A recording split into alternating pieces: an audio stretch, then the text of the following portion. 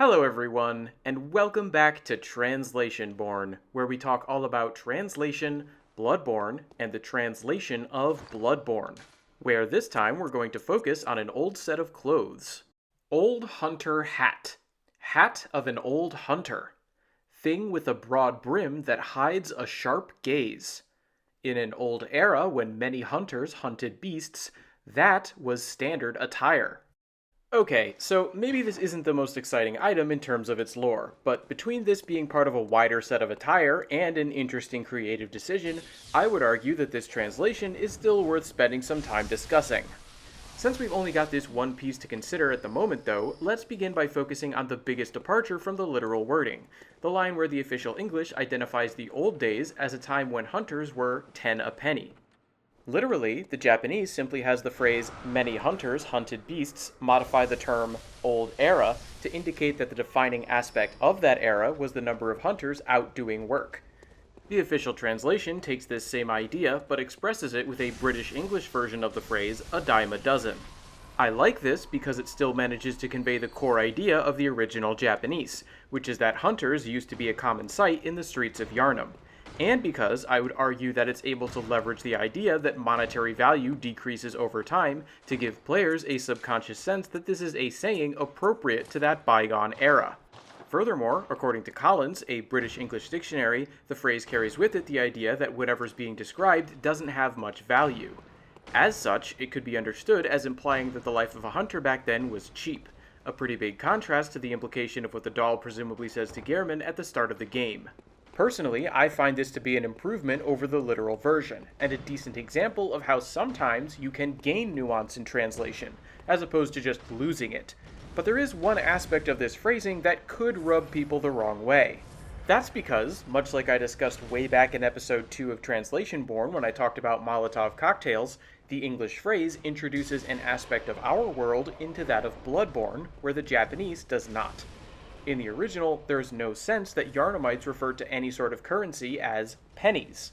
Of course, just how much that bothers players is going to vary from person to person, especially since the word penny has a more generic origin than the term Molotov cocktail. Still, I thought the issue was worth bringing up as a potential trade-off in terms of world building.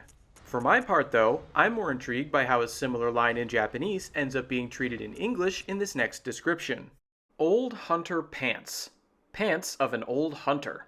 Attire from an old era when many hunters hunted beasts. The saying, beast blood crawls up from the right leg, was a superstition at the time, and the double belts wrapped around are likely a vestige of that. So, as you may have noticed, my literal version for the second line in this item description sounds a lot like the rough translation I used for the final portion of the Old Hunter cap. That's because I wanted to reflect how similar the Japanese wording is for these same lines. However, to be fair to the translators, there are a couple key differences they probably picked up on that could explain the variation we see in the official English versions. First of all, note that in the pair of lines we looked at in the description for the Old Hunter cap, there is no comma between the word katta and the word furui, as there is in the line from the Old Hunter Trousers. That may seem like a small difference, but in combination with the other change in wording, it actually has the potential for being highly significant. That's because in the description for the Old Hunter Trousers, all the familiar phrasing is being used to modify a noun, whereas in the Old Hunter cap, it's a standalone phrase. What this means is that the grammatical construction of the relevant line in the Old Hunter Trousers consists of two separate phrases, each one separated out by that comma, which are being applied to that same noun, the word for attire.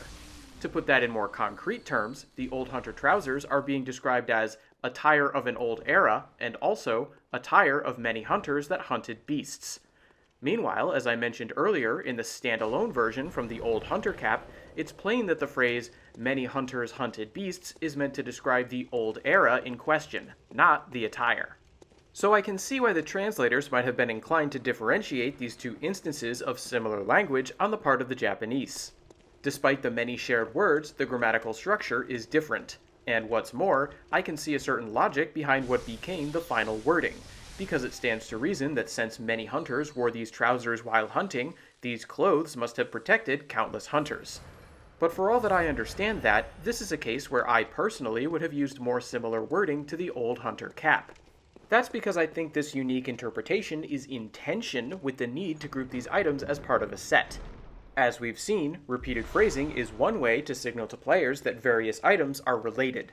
And while there is admittedly a grammatical distinction to be made between the two versions of these phrases, that doesn't necessarily mean they have to be interpreted differently. It is possible, after all, to combine the ideas that this attire is from an older era and that it's what a lot of hunters wore while hunting beasts in such a way as to match the general concept from the Old Hunter cap description. As an example, I'd be inclined to draw on the existing wording and go with something like Old Hunter Trousers from an older age, commonly worn back when hunters were 10 a penny.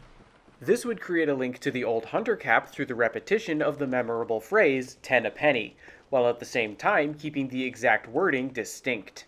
However, there's an issue with the logic behind that reasoning as well, which is that unlike most sets of attire, this particular group of items features significant deviations in phrasing across the descriptions of its various pieces. And we need look no further for an example of this than our next item, the text of which is almost completely unique. Old Hunter attire. Attire of an old hunter. However, with a certain time as a dividing line, they vanished, and it is said the mouths of the citizens of Yharnam whispered. That was the hunter's sin. Drunk on blood, they chased beasts, and they all went to the nightmare, they said. As you can see, practically the entire description for this item is about the dramatic disappearance of the old hunters. There's nothing in here about hunters once being common or this being standard attire. And as we'll see as we look at even more pieces of attire in this set, there are sections of repeated text on other items that we've had no hint of yet. So, with such a distinct collection of item descriptions, how important is it to maintain the near repetition of phrasing evident on the Old Hunter cap and the Old Hunter Trousers? Well, as is often the case in translation, there isn't a single right answer to that question. As I said earlier, I would have chosen to emphasize the similarity between those two pieces of text, and in part that's because the other descriptions are so different. The relative scarcity of such connections makes me want to draw attention to them when they are present. But as we've seen, other translators may prefer a different approach, and their interpretation is just as valid as mine. With that in mind, then, let's turn to another matter of creative interpretation that directly involves the description for the Old Hunter garb. You may have noticed that when I read out my literal version during the translation comparison, that the localizers moved some information around. Towards the end of the central part of the description, the Japanese only notes that the citizens of Yharnam began to whisper, whereas the official English says they began to whisper of the hunter's sin. This may seem like a significant change, but I would argue that, in fact, it's a great example of how to handle the different ways information is presented in these two languages. To understand this, we need to look not at the line itself, but at the very end of the description. The final symbol in the Japanese is the particle to, and its function in this case is to mark the end of a quote. This shows us that literally the entire last section of the item description is meant to be taken as a quotation. I even tried to convey some of this in my reading of the lines, lowering my voice when delivering the information that the mouths of the Yharnamites mentioned in the central portion of the description are said to have whispered. I then concluded my literal reading by ending the whole last section with the words "they said," much like the Japanese, but this ends up being confusing in English, and for a few different reasons. First, it's harder to follow than the Japanese because earlier in the same sentence I used the word "they" to refer to the hunters not just once, but twice, so the switch in reference back to the citizens of Yharnam is harder to parse. However, even if I were to clarify this aspect of the translation, there would still be the issue that English tends not to present information through quotes like this in the first place. In Japanese, it's a different story, and you can see this even in much simpler formulations. For example, a sentence like, "Inu wa wan wan to naiteiru" probably wouldn't raise any eyebrows among native speakers, even though literally in describing a dog barking, it quotes the dog as making the relevant sound. In English, though, presenting the information that way would sound unnatural, except maybe in the case of something meant for children. Obviously, the quotation from Bloodborne is a lot more complex, but the larger point is that often in translation, text that's presented in the form of a quote needs to be reworked to sound natural in English. Given that, I think the translator's solution in this case of bringing part of the quote forward into the central portion of the item description makes a lot of sense. When the official English says that the Yharnamites began to whisper of the hunter's sin, that doesn't change any information from the Japanese. It simply allows the translators to include part of the full Japanese quote a little early. and without resorting to direct quotation marks, which would also be out of place in an item description. If anything, it's the possibility that players won't understand that the last part of the item description is technically a rumor in Yharnam as well that's potentially more misleading. However, given what we've already seen in the Hunter's Nightmare and the dialogue we got from Simon earlier, that part of the description being taken as fact doesn't seem like a big problem. So, having addressed that, let's turn to some of the less unique pieces in the Old Hunter set. Old Hunter Gauntlets. Gauntlets of an Old Hunter. Things employing poor metal that protects hands wielding weapons. At the time, a portion of hunters believed that a certain type of metal exorcised beast blood. On the night of the hunt, it's natural for people to cling to something. That last set of lines is the other bit of repeated text that acts as a through line for some of these pieces of attire, but the alternate chest piece has a different opening. Wrought Old Hunter Attire. Attire of an Old Hunter. Its poor metal ornaments are its standout feature. And then there's the alternate leg piece, which has its own name, but otherwise shares the description of the Decorative Old Hunter Garb. Wrought Old Hunter Pants. Clearly, there's a lot of repetition going on across these items, but along with that, we also get a thematic through line that more or less seems to fit this set as a whole. That would be the role that Superstition played in hunts of old, which we can see described not just on these items with their shared wording, but in the final section of the Old Hunter Trousers as well. Whether it be leg wrappings or brass trinkets, the Old Hunters believed in a variety of methods for keeping beast blood at bay. This is a particularly fitting theme considering it's meant to apply to hunters of an earlier era, as it builds off our conception that people in older times were more superstitious in general. As a result, even as these descriptions tell us more about what things were like in a prior age, they also help create a natural sense in players that the Old Hunters came from another time. As interesting as I find that in a general sense, though, I'm also fascinated by how the translators chose to actively draw on this theme when rendering some of the descriptions into English. You can see this in the final line of the three pieces of attire that feature metallic protection, where literally the Japanese says it's natural for people to cling to something on the night of the hunt, whereas the official translation is about resorting to superstition. In both cases, the core idea seems to be that the hunters needed something to rely on amidst the joys and terrors of the hunt that would keep them from descending into beasthood. Superstition thus became their support, and so they relied on the magical properties of metal, among other things, to protect them from beast blood. Considering the English wording, this seems to be a case where the translators recognized the core idea in the Japanese and decided to express it using the phrase resort to superstition rather than stick to something more literal. This strikes me as an intriguing solution that properly conveys the intent behind the original wording and better brings out the underlying theme surrounding the set of items than my rougher alternative. However, there's one particular connection that reading the Japanese made me think of which the official translation did not, because it called to mind a prominent old hunter of the church who similarly relied on a private revelation so as not to lose his humanity. I am of course talking about Ludwig, who just so happens to be the boss we face at the end of the first major section of the Hunter's Nightmare, where we find all the standard pieces of this attire.